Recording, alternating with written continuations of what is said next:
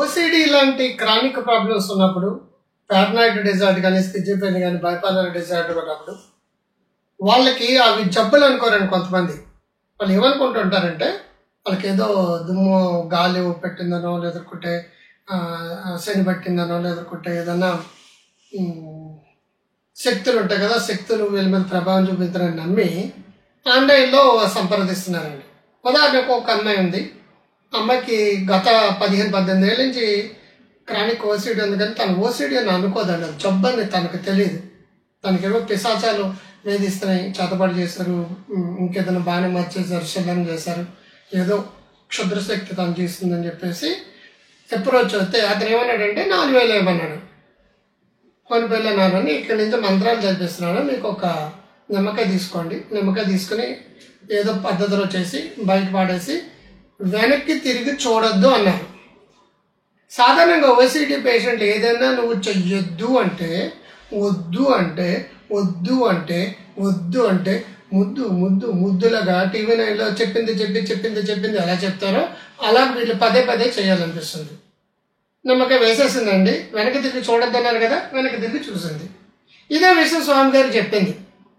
వెనక్కి తిరిగి చూసానంటే ఏమవుతుందంటే అయితే ఫలితం ఫలించదు, మళ్ళీ నీకు మంత్రాలు అయ్యారు, మళ్ళీ 4,000 అన్నాడండి. కన్సల్టేషన్ ఫీజు అనమాట. మళ్ళీ 4,000 వేసింది. కొన్ని రోజుల తర్వాత ఆ ప్రాబ్లం తగ్గలేదు. ఇదేంటండి గురుగారు 4,000 వేసాను, మళ్ళీ 4,000 వేసాను, 8,000 వేసాను, ఆయన ప్రాబ్లం తగ్గ అయినప్పటికీ నాకు తగ్గలేదంటే ఇది నీది చాలా పెద్ద ప్రాబ్లం అమ్మా, క్షుద్ర పూజలు చేయాలి. మా పెద్ద గురువు ఉన్నారు, ఆయనకి నేను చెప్తానని చెప్పాను.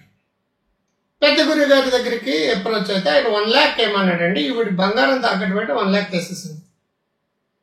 ఇప్పుడు ఇక్కడ నుంచి అవి చేశాను, ఇవి చేశాను, అవి చేశాను, పూజలు చేశాను అన్నాడు.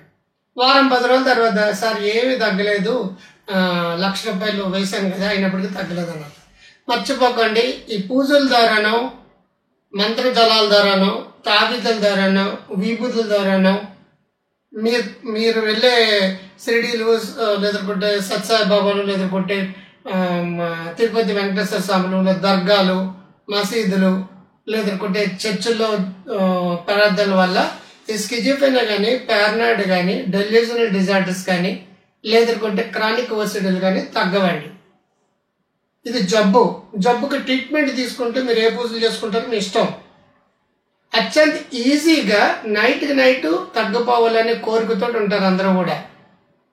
జబ్బు అన్నప్పుడు అది కొంతకాలం పడుతుందండి. అది ఆ కొంతకాలం పట్టేదాకా మనం ఓపిక పట్టాలి. ఒక ప్రొసీజర్లో ట్రీట్మెంట్ తీసుకుంటేనే కొన్నేళ్ళు పడతాయండి ఇవి. అటువంటిది నైట్కి నైట్ తగ్గిపోవాలి, అప్పటికప్పుడు నా ప్రాబ్లం సాల్వ్ అయిపోవాలి, నాకు దెయ్యాలు భూతాలు అన్నీ వదిలిపోవాలనుకుంటే చేతబడులు, బాణమతులు, భూత వైద్యులతోటి ఈ జబ్బులు తగ్గు. మనం త్వరగా తగ్గిపోవాలనే కోరికతోటి త్వరగా తప్పుటాడు చేస్తుంటాం. ఈజీగా తగ్గవండి. కొన్ని జబ్బులు కంటిన్యూస్గా మందులు వాడుకోవాలి, కొన్ని జబ్బులు మందులు వాడుతూ థెరపీలు, కౌన్సిలింగ్, సిబిటి, ఆర్బిటీలు తీసుకోవాలి. కొన్ని మందులు లేకపోయినా సరే ఈ టెక్నిక్ ద్వారా తగ్గిపోతాయి. ఏది తగ్గుతుంది, ఏది తగ్గుతుంది సైకో డయాగ్నోస్టిక్ అనాలిసిస్ చేయాలి.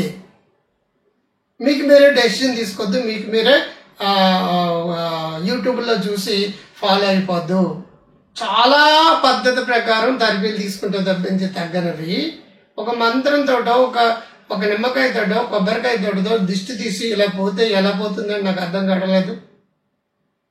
దానికి లక్షల రూపాయలు ఫీజు ఇచ్చి 10 నిమిషాలు పూజ అయినా 10 నిమిషాలు మరోటానో చేసి ఇచ్చేయడానికి ఎంతవరకు ఇది సమంజసం మీరు ఆలోచించుకోండి.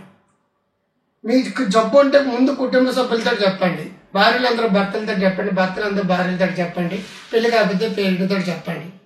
వాళ్ళు కూడా 4 చోట్ల ఎంక్వైరీ చేసుకుంటారు. సాధారణంగా ఒక డాక్టర్ దగ్గర కానీ ఒక సైకాలజిస్ట్ దగ్గరికి రాకముందే మోస్ట్లీ అందరూ కూడా పూజలు చేయించుకుంటారు, వాస్తులు చూపించుకుంటారు, న్యూమరాలు చూపించుకుంటారు, వాస్తు బాగాలేదు అనుకుంటారు, ఈ హారోస్కోప్ ఇస్ నాట్ సపోర్టింగ్ అంటారు. రకరకాల అన్ని ప్రయత్నాలు చేసిన తర్వాత ఫైనల్గా వస్తారు. అప్పటికే చాలా ముదిరిపోయి ఉంటుంది, చాలా ఖర్చు పెట్టేసి ఉంటారండి. బంగారం తాకట్టు పెట్టి ఉంటారు, ఎకరాలు అమ్ముకుంటుంటారు, లోన్లు తీసుకుంటారు, లోన్లు తీసుకుంటారు.